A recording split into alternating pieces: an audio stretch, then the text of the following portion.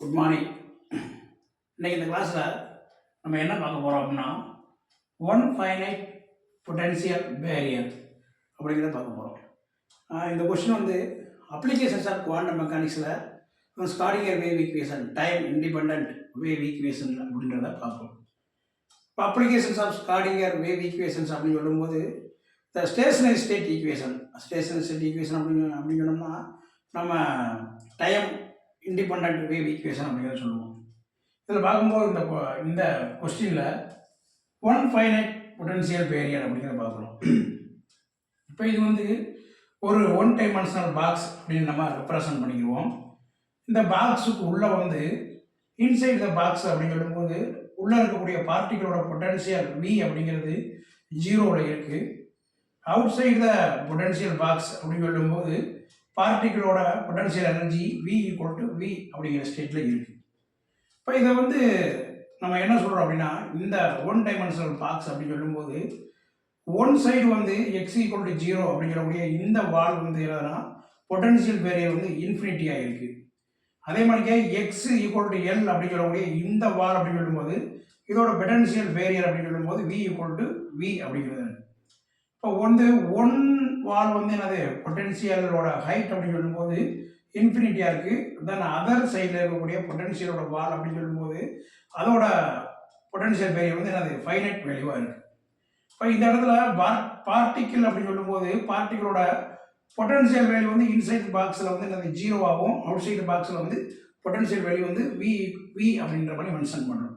இப்போ பார்ட்டிகள் வந்து x = 0 அப்படிங்கிற ஸ்டேட்டில் இருந்து தென் என்னது ட்ராவல் ஆகி பார்ட்டிகளுக்குள்ள ஒன் டைமென்ஷனல் பாக்ஸுக்குள்ளே x = L அப்படிங்கிற என்னது இந்த ஸ்டேட் வரையும் ட்ராவல் ஆகும்போது தென் அதோட energy levels and corresponding wave function அப்படிங்கிறதா இந்த ஒன் ஃபைனைட் பொட்டன்ஷியல் பேரியர் அப்படிங்கிறத பார்க்குறோம்.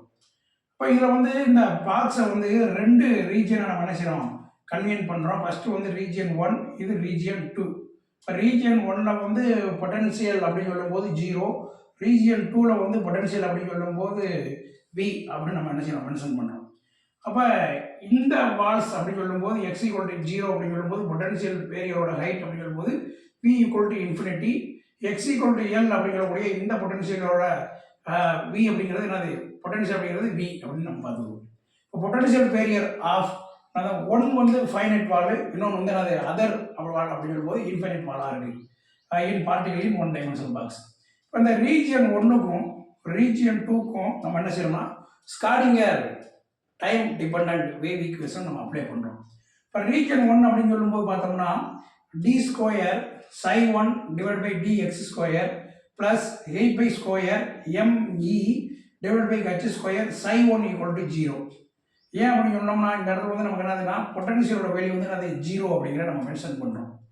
இது இதில் ரீஜியன் 1ல்.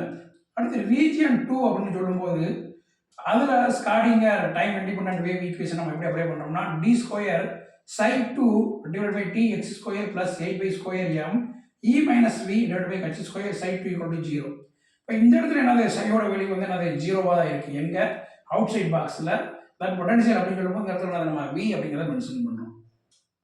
இப்போ இந்த ரெண்டு ரீஜியனுமே நம்ம எப்படி ஃபைனலாக எழுதுறோம்னா இந்த ஈக்குவேஷனை நம்ம இந்த டேர்ம் வந்து நம்ம என்ன சொல்கிறோம் ஓவராலாக கான்ஸ்டன்ட் அப்படின்னு மென்ஷன் பண்ணுறோம். இந்த டேர்ம் 8/² me/h² அப்படிங்கிறத நம்ம நினச்சிடும் கான்ஸ்டன்ட் அப்படின்னு சொல்லும்போது இது வந்து என்னன்னா K1² அப்படின்னு எழுதுறோம்.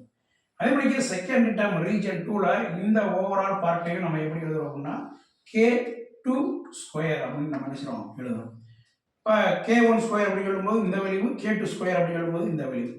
இந்த ஒன் டைமென்ஷனல் பாக்ஸ் இன் ஃபைனைட் பொட்டன்ஷியல் வேரியரில் ரெண்டு கேஸை வந்து நம்ம என்ன செய்யறோம் டிஸ்கஸ் பண்ண போகிறோம். ரெண்டு சுச்சுவேஷன் இருக்குது.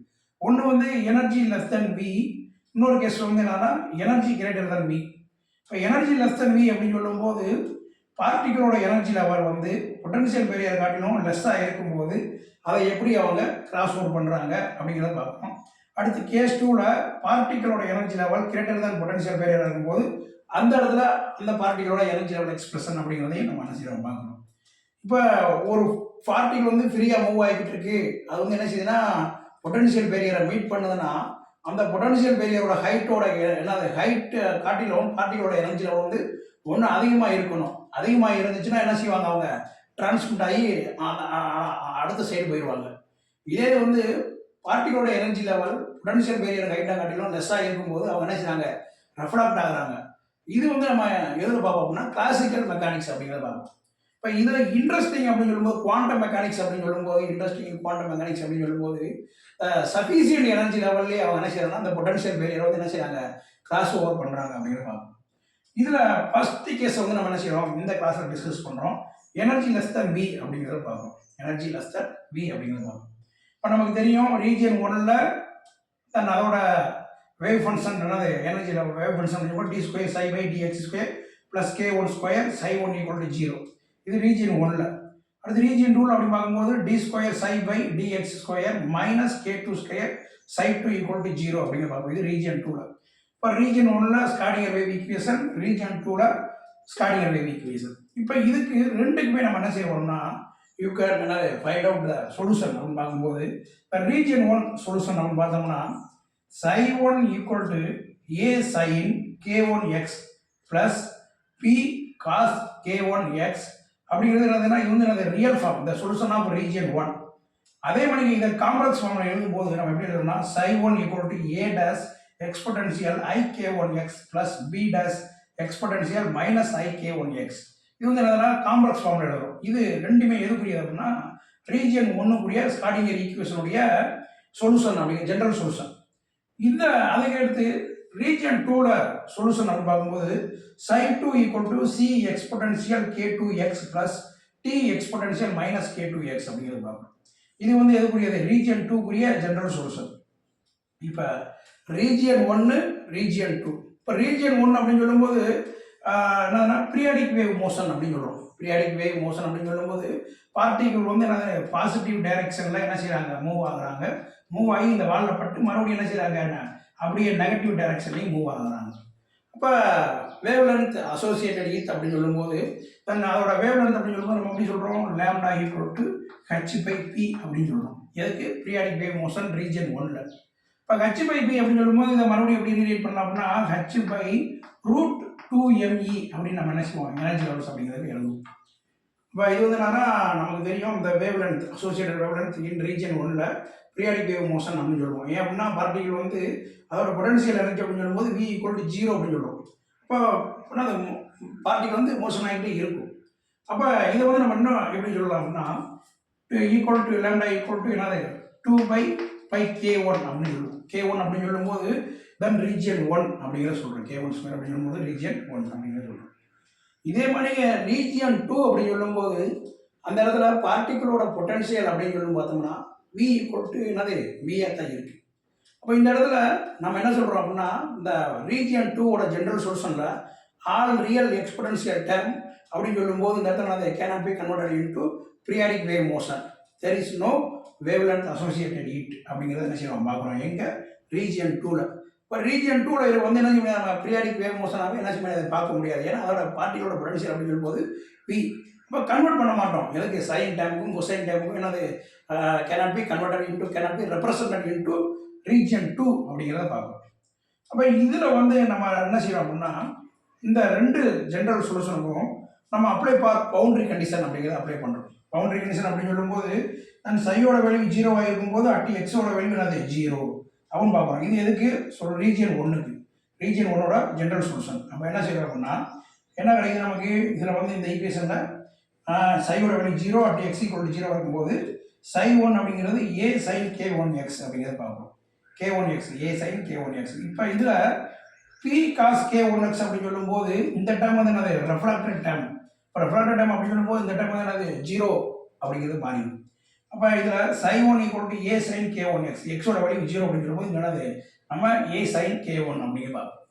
அதே மாதிரிங்க இதில் தன் boundary condition at psi equal to 0 அது எக்ஸோட வேல்யூ L அப்படின்னு சொல்லும்போது தென் எக்ஸோட வேல்யூ L அப்படின்னா இருந்துச்சுன்னா எக்ஸோட வேல்யூ வந்து அது இன்ஃபினிட்டியாக இருக்குது. இப்போ இன்ஃபினிட்டி அப்படி இருக்கும்போது தென் என்னது பொட்டன்ஷியல் லைட் பேரியர் அப்படின்னு சொல்லும்போது என்னது தென் எக்ஸ் அப்படிங்கிறது இன்ஃபினிட்டி. இன்ஃபினிட்டி அப்படின்னு சொல்லும்போது இந்த ரீஜியன் 2க்குரிய ஜென்ரல் சொல்யூஷன் பார்த்தோம்னா இந்த டேர்ம் வந்து என்ன செய்யறாங்க 0 மாறிடுறாங்க. ஏன் அப்படின்னா தென் எக்ஸோட வேல்யூ வந்து என்னது இன்ஃபினிட்டி.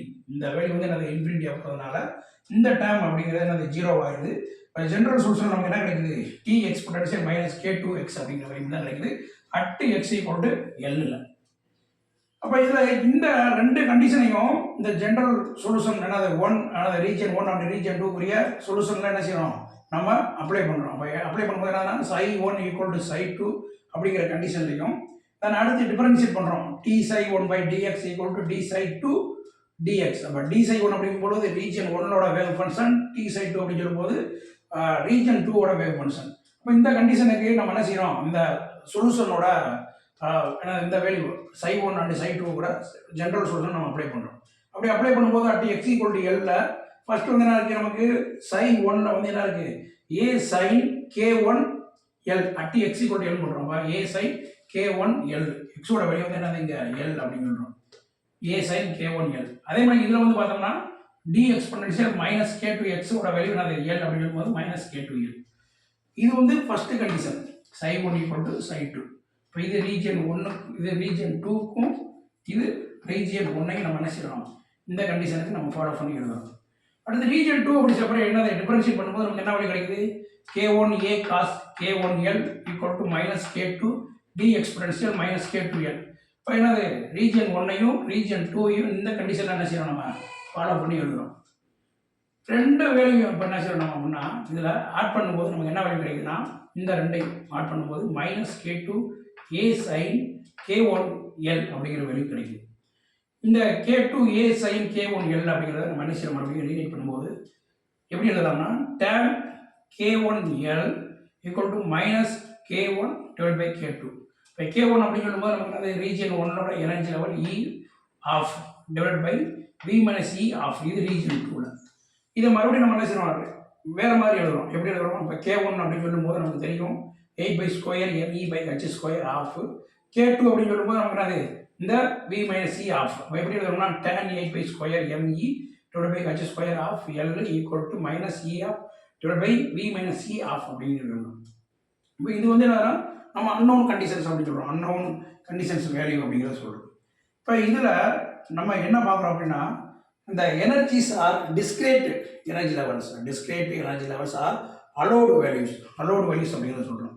ஏன் அப்படின்னா நமக்கு வரக்கூடிய அந்த bundles of energy are packet energy levels அப்படின்னு சொல்கிறோம்ல, அது வந்து அது டிஸ்கிரேட் எனர்ஜி வேல்யூஸ் அப்படின்னு சொல்கிறோம். டிஸ்கிரேட் எனர்ஜி வேல்யூஸ் அப்படின்னு சொல்லும்போது அலோடு வேல்யூஸ். அப்போ அலோடு வேல்யூஸ் அப்படின்னு சொல்லும்போது நமக்கு தெரியும் இந்த form of wave function in potential வெல்ல இது வந்து நான் ψ1 அப்படின்னு மென்ஷன் பண்ணுவோம், இது ψ2, இது வந்து நான் ψ3. இப்போ 1 4 அந்த மாதிரி வரும். அப்போ இது வந்து என்னன்னா இப்போ E equal to n square h square by divide by 8 pi square ME அப்படின்னு பார்ப்போம்ல. இப்போ ஈக்குவலி ஸ்பேஸ்டு லைனாக இருக்கும், ஈக்குவலி ஸ்பேஸ்டு லைன் அப்படின்னு பார்ப்போம். இது நம்ம ஏற்கனவே நினைச்சிருப்போம், டிஸ்கஸ் பண்ணிப்போம் ஃபர்தராக கிளாஸ். இப்போ இதில் லாஸ்ட்டாக ஃபைனல் ஈக்குவேஷன் பார்க்கும்போது a divide by d equal to exponential minus k2L divide by sin k1L அப்படி சொல்லும்போது இது வந்து நம்ம இந்த ஃபார்ம் ஆஃப் என்னன்னா டிரான்ஸ்மிட்டட் கோஎஃபிஷியன்ட். இப்போ இது இன்சிடென்ட் அண்ட் டிரான்ஸ்மிட்டன்ஸ் அப்படின்னு பார்த்துருப்போம், a பை d அப்படின்னு பார்த்துருப்போம். இப்போ தட் இஸ் என்னன்னா டிஸ்கிரேட் எனர்ஜி லெவல்ஸ் எந்த கண்டிஷன்னா E less than V அப்படிங்கிறதுல. இப்போ இதுக்கு நம்ம கிராஃபிக்கல் ரெப்ரசன்டேஷன் பண்ணும்போது பார்த்தோம்னா நமக்கு என்ன கிடைக்குதுன்னா இந்த இன்டர்செக்ஷன் பாயிண்ட் அப்படிங்கிறது இன்டர்செக்ஷன் பாயிண்ட் அப்படிங்கிறது இது வந்து என்னன்னா ரைட் சைட்லையும் இது லெஃப்ட் சைட்லையும் இந்த ஈக்குவேஷனை வச்சு நம்ம என்ன செய்யணும் கிராஃபிக்கல் ரெப்ரசன்டேஷன் பண்ணும்போது நமக்கு இந்த இன்டர்செக்ஷன் பாயிண்ட் அப்படிங்கிறது கிடைக்குது. அதாவது டிஸ்கிரேட் எனர்ஜி லெவல்ஸ் அப்படின்னு சொல்லும்போது அலோடு எனர்ஜிஸ் அப்படிங்கிறத பார்ப்போம். அதுக்கடுத்து நம்ம என்ன பார்க்குறோம்னா இந்த ஒன் ஃபைனைட் பொட்டன்ஷியல் பேரியர்லேயே இந்த கேஸ் பார்த்துட்டோம், E less than V அப்படிங்கிற பார்த்துட்டோம். அடுத்து next case E greater than V அப்படி இருக்கும்போது தென் அதோட corresponding energy levels and wave function என்ன அப்படிங்கிறத அடுத்த கிளாஸில் டிஸ்கஸ் பண்ணுவோம். Okay, thank you.